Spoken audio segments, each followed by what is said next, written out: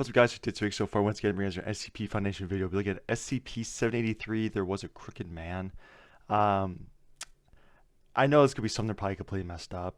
I mean, from every SCP we've seen so far, from a cannibalistic eating humanoid long fingered eyeball in his mouth thingy to a telephone booth that would take your picture and then trap you in a pit and it dilutes your face and releases a clone. You know, it's just that something bad's going to happen in some weird way that I won't see coming, you know? Um, but that's why we enjoy watching these videos because, you know, the little twist they put on here and the uniqueness of each one of these SCPs is super cool. So I'm definitely excited for it.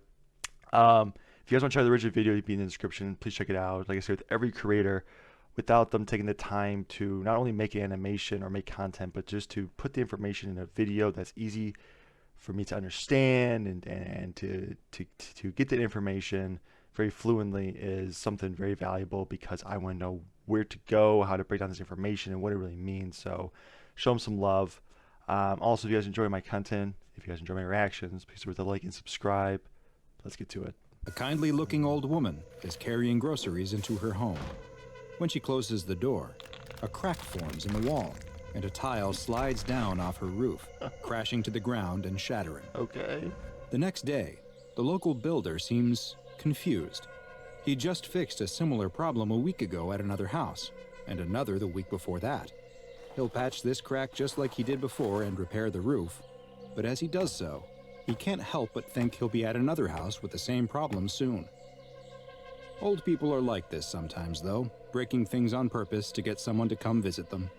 Oh well, as long as the money is right, he'll keep doing the repairs. That evening, the old woman is in bed when she's woken up by something falling onto her face. A crack is opened in the ceiling right above her bed, and plaster is falling on her. What is happening to this house? She would have to call the builder again in the morning and let him know that it was getting worse. She gets up to clean the plaster dust off her face. We're a minute into the video and I already get an ad. I forgot to get the ad blocker. I'll get that for next video. Let's just continue. But stops halfway to the door. Was that a noise she heard? It sounded like it was coming from downstairs. Another noise. She definitely heard something. Is someone in her home? Hello? She cries out. Whoever you are, you better go. My husband is going to be home any moment, and he won't be happy. The noises seem to have stopped. Maybe she was imagining things. Who would rob a poor old woman, after all? She didn't have anything worth taking. She still needs to wash the plaster off her face, though. She listens for a moment, and when she doesn't hear anything else, she opens the bedroom door and screams. The next day, a child stands in front of the house with a look of shock. Was there an earthquake? How could a house end up like this? They ring the doorbell, but there's no answer. They knock on the door and are surprised to find that the door is open. Grandma? The child cries into the quiet house. No response. The child enters and looks around. The house is a mess. Chunks of plaster have fallen off the walls and ceiling. Shelves have fallen over, spilling their contents. And there's broken glass from shattered light bulbs everywhere. The boy looks up the stairs and can see that his grandmother's bedroom door is open and the light is on. Grandma, are you up there? Still no response. The child nervously starts up the stairs, gripping the railing tight. They quietly make their way to the bedroom and step into the sliver of light coming from the cracked door. The child pushes the door open to find their grandmother on the floor. Only, it isn't their grandmother. Whatever this is looks like... Oh, shit! Ah! Holy shit! Okay. Their grandmother, but like she has been stretched and twisted, her body bent at angles where no Look at her joints foot, exist. man. The child is paralyzed with fear, unable to do anything but stare. But the nightmare isn't over yet, because their grandmother is still alive. Sadly, reports like these are all too common in this small town that is plagued by attacks from SCP-783, also known as the Crooked Man.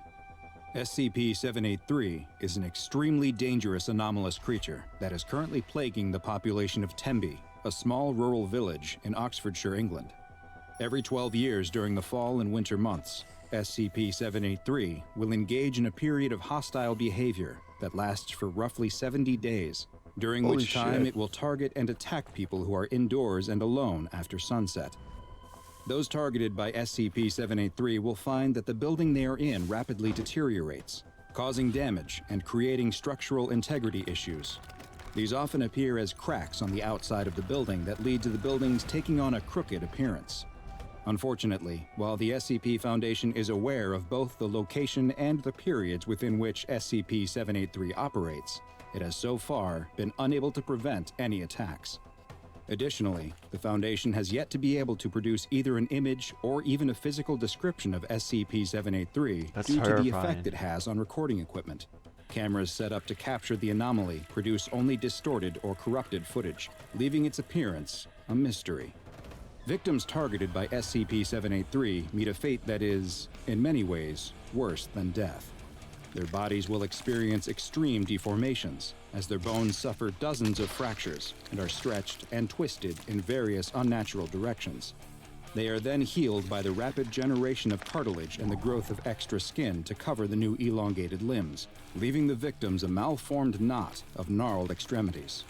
Some of the cases are quite severe, with one victim having just their forearm extended to over 2.4 meters, and another who was left stretched to 12.5 meters in height.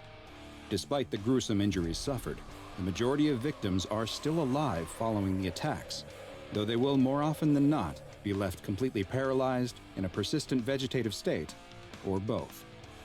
27 victims of SCP-783 are currently being held in a long-term care facility within a wing of a local hospital that was requisitioned by the Foundation specifically for the care and treatment of 783 victims. Holy shit. Like many of the anomalies that the SCP Foundation investigates and contains, many of the residents of Tembe appear to have some awareness of the Crooked Man, and the anomaly has become something of a local boogeyman.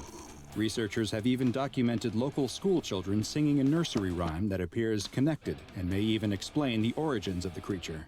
It goes, "There lived a crooked man who made a crooked deal. He kept a crooked cane and his catch in crooked creel. He stole a crooked child who cried a crooked squeal, and that crooked little man was broken on the wheel."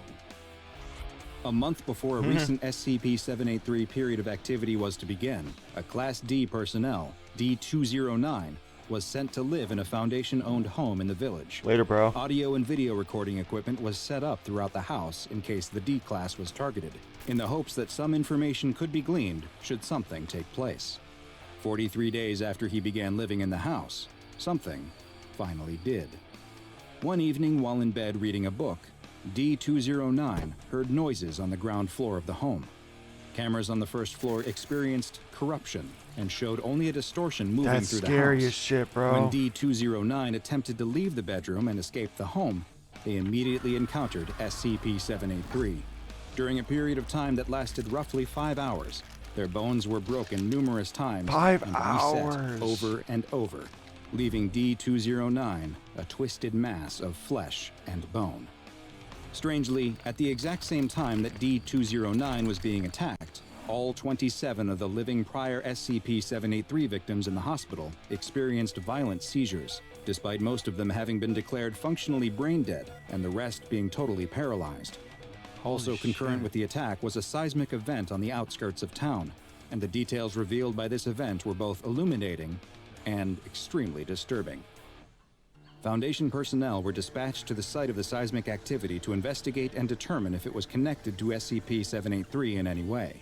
There, they found a small group of angry townspeople, perhaps frustrated by seemingly unending paranormal events in their town and the lack of progress that had been made to stop them. After a tense standoff, SCP Agent Collins fired her service weapon into the air, and the crowd quickly scattered. Now, free of distraction, the agents could begin their investigation in earnest. They immediately spotted several objects sticking out of the earth. Upon closer inspection, these were identified as elongated human toes. Oh, a dig team was sent to the site, and by the next day, a mass grave had been uncovered that was filled with the twisted mass of what appeared to be victims of SCP-783. Their mutated and drawn-out bodies were well preserved despite being buried directly in the ground, and had all been buried head down, with their arms extending deeper into the burial pit. As one researcher was attempting to take a tissue sample from one of the bodies, the ground beneath him gave way and he fell into the pit.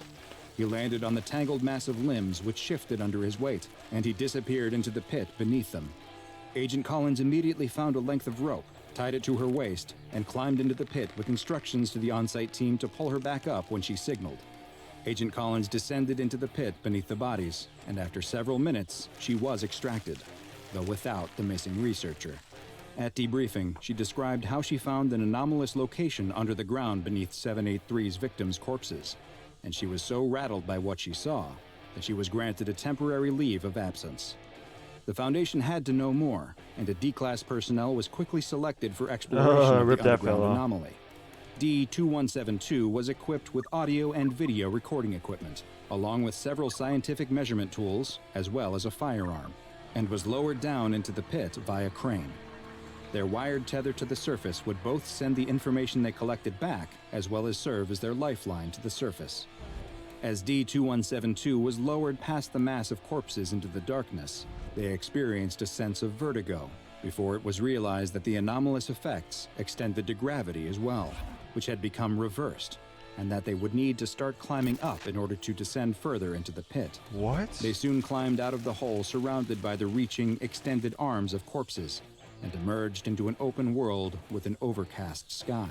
It looked exactly like the town of Tembe, with the same buildings present there as in our world. What? The world appeared to be uninhabited, though, with no sign of the missing SCP Foundation researcher. D-2172 began investigating the buildings and found them all to be empty as well, though they did unfortunately find signs of a struggle in one house, with what looked to be evidence of the missing researcher's demise. They continued exploring the area and found that the anomalous properties of the location extended to its borders too. And as the D-Class walked north out of the town, after several kilometers, they found that they were now somehow back at the southern edge of the town. D-2172 was ordered to return to the entry point, but as they walked, they were suddenly impeded by the deformed body of an SCP-783 victim that stretched across the road in front of them. D-2172 drew and fired their weapon at the entity, but it didn't react, and they were forced to retreat into the nearby woods. After several minutes, they stopped to rest when they spotted something else. In the distance, the D-Class saw what looked to be a giant white birch tree, and it was coming towards them. As the living tree approached, it became clear that it wasn't a tree at all. What looked like branches were extended bony fingers that it was using to walk. The long branch-like fingers were coming out of the top of the tree, where D-2172 could see their origin. These branches were the elongated fingers of the missing SCP Foundation researcher. D-2172 turned to run as the giant living tree chased them back into the town, That's horrifying firing their shit. weapon at the creature whenever they had the chance, but was unable to stop it. The visual feed was soon lost as the audio continued to broadcast the screams of D-2172. But this wasn't the end of the expedition. Holy The shit. on-site team was surprised to witness after several hours that the tether was pulled on twice, the signal that it should be reeled in. A medical team was sent to the site since it was assumed that D-2172 would need immediate care, and the team began reeling in the line. After several minutes, they spotted the harness that should have been strapped to D-2172, but with nothing in it. They continued to pull, but the harness became stuck on the mass of corpses in the pit. They then noticed that it wasn't actually stuck. There was a hand holding onto the harness for dear life. It was D-2172's hand. The team kept pulling as D-2172's arm kept stretching out of the pit to a length of over 3 meters. But eventually, the resistance became too much. D-2172 lost its grip, and it was seen sinking back into the mass of corpses inside the pit. Following this expedition, it was determined that only special operations teams and mobile task forces would be used to explore the dangerous anomalous location in the future. At least 3 such expeditions have been undertaken, though the details remain classified for the time being, and perhaps it is for the best if they remain so. The SCP Foundation will continue to monitor the town of Tembe That is in an horrifying attempt to learn shit. more about SCP-783 and hopefully discover a means to contain it and its related phenomena. Due to the difficulty in containing the anomaly, it has been classified as Keter, and a local building adjacent to the Tembe Hospital has been requisitioned and designated as Provisional Site 5 in order to accommodate the increased Foundation presence. As the SCP Foundation continues to research this mysterious and highly dangerous anomaly, any victims of SCP-783 are to be retrieved, their injuries cataloged, and then their bodies are to be incinerated. Oh my gosh. Now go and watch another... Well, I knew it was going to be something bad that was freaky, disturbing, and holy shit. Oh my gosh. That was messed up. Especially when that last D class was in there, bro, and his arm, like, was elongating that much? Nah.